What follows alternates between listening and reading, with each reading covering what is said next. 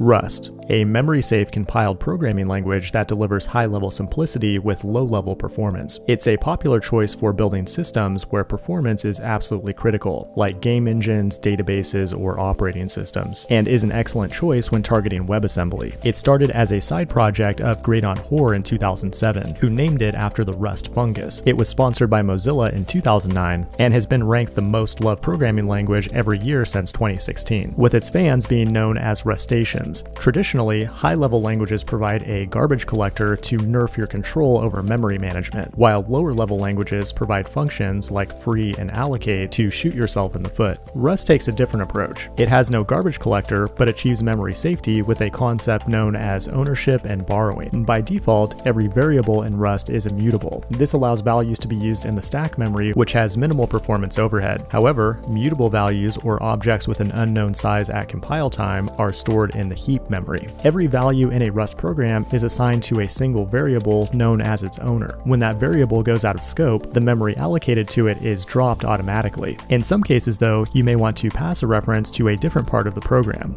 Borrowing allows you to access a reference in memory without taking ownership of it. There are a ton of rules to go along with this system that the Rust borrow checker will validate at compile time. These rules keep your code safe while providing absolute control over performance. Rust also has a package manager called Cargo, where each individual package is a crate. To get started, install Rust, then run cargo new from the command line. In the main.rs file, you'll find a main function, which is where the program will start executing. Declare a variable with let, followed by its name and type. The value can't be changed or reassigned by default, so add mut to make it mutable. The name of the variable is the owner. A reference to its location in memory can be borrowed by other parts of the program by prefixing it with an ampersand. Then use a macro like println to log the value to the standard output. Rust also comes with a standard library that contains modules to handle I/O, the file system, concurrency, among many other things. Now compile your code to an executable with the Rust compiler. You just built a memory-safe executable that can handle the most performance-intensive system requirements. This has been Rust in 100 seconds. Hit the like button and subscribe if you want to see more short videos like this, and leave a comment if you want to see a full Rust tutorial. Thanks for watching, and I will see you in the next one.